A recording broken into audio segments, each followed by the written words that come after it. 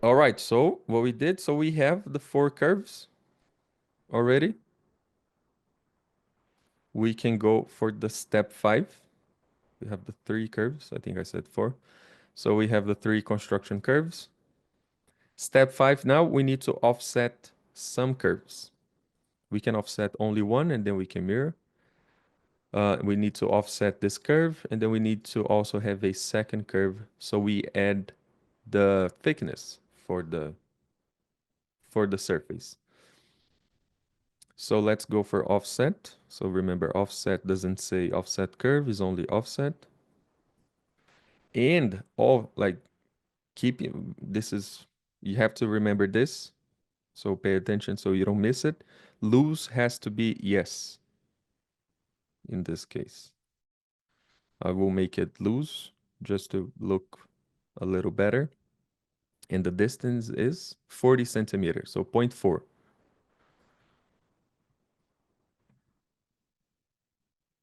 All right. Oh, I have my cap.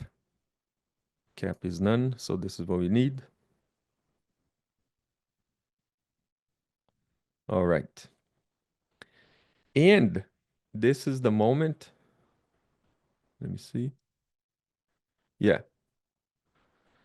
Also, so when we offset, I'm gonna draw a vertical line here at the end of this curve.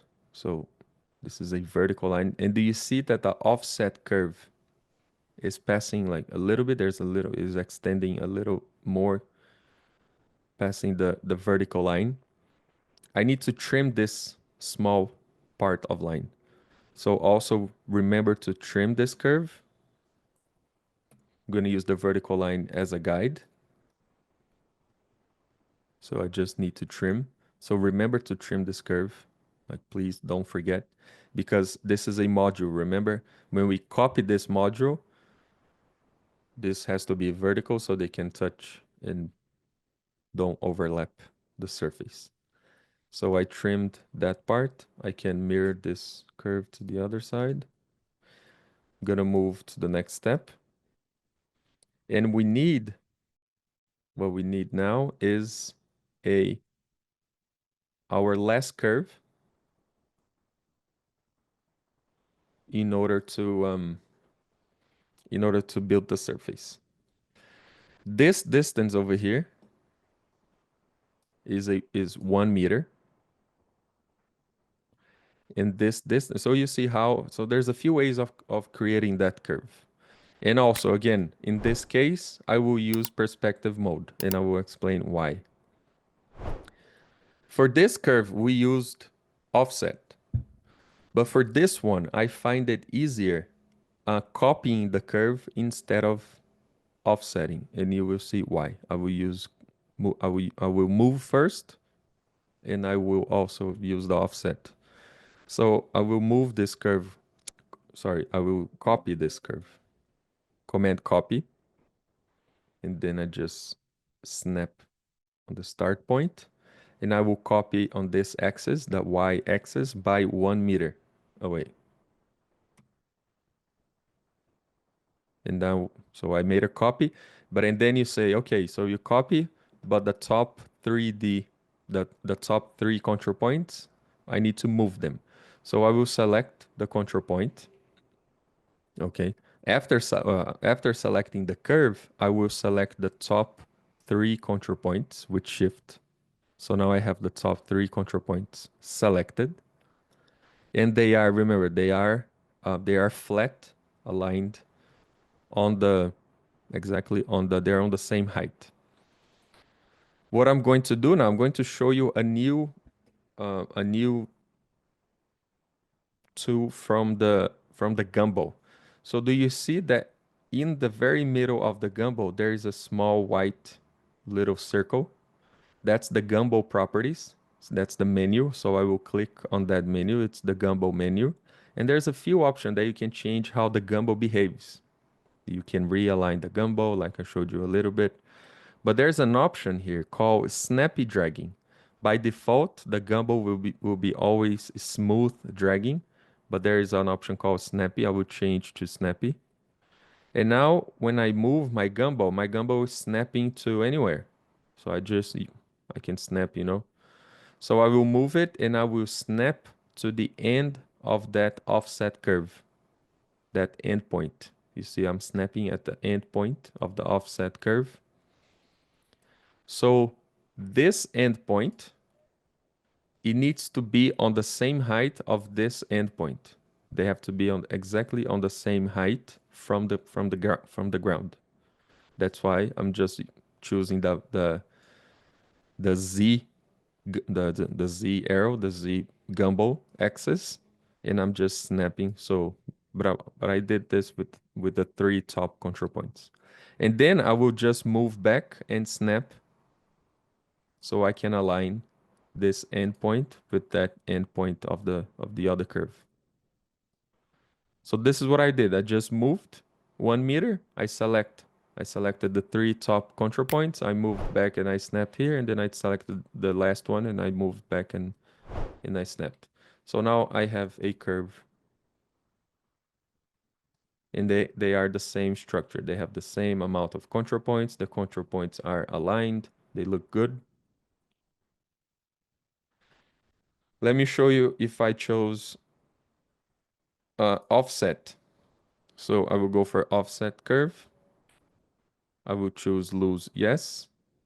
Distance of 1, because I'm considering the distance of the start of the curve, so distance 1, and I will offset the curve. When I offset the curve, the shape looks a little crazy, you see.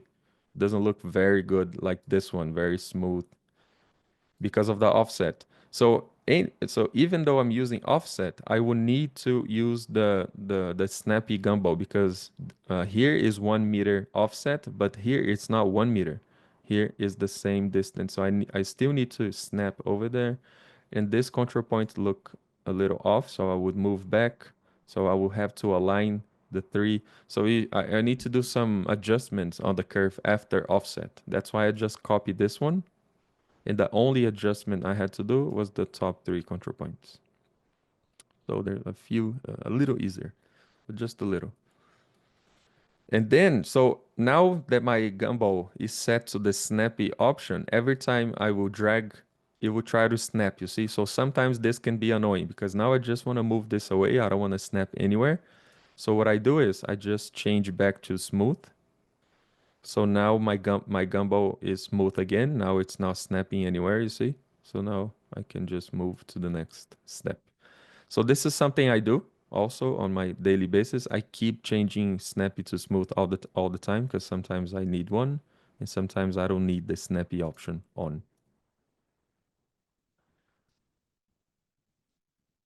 Okay, so step 7 is creating the surfaces now.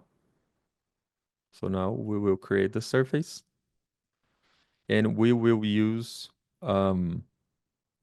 the loft option for this surfaces. So let's go for loft. We have to create the top surface of the roof. So select the construction curves only. So yeah, so this is a place that I also put here that we will organize the drawings, the objects while we do the exercise. So we create new layers, but so like explaining, creating layers and drawing can be more time consuming. That's why I ignore a little bit the layer organization for now. But when you are doing, if you will have some more time, you can do it as you model also, it's fine. Uh, so because now could be a good moment to hide, like you were saying, it could be a good moment to hide the guidelines in order to create the surface. So you can do that also. But I will loft just selecting the construction curves, which is the black ones. So creating loft, only the two curves. We don't need to change nothing here. Just go for OK. Loft again. Now we create the side surface. And now the bottom surface.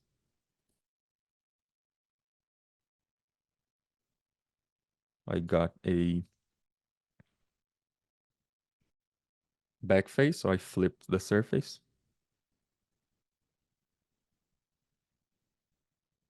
And what we can do now is select the three surfaces and mirror.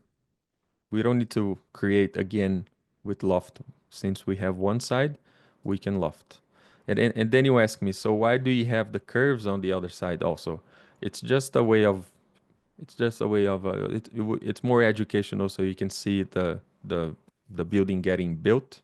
But yeah, the more you get used to it, because I knew it was symmetrical, I could have only the curves on one side and then mirror the surfaces to the other side.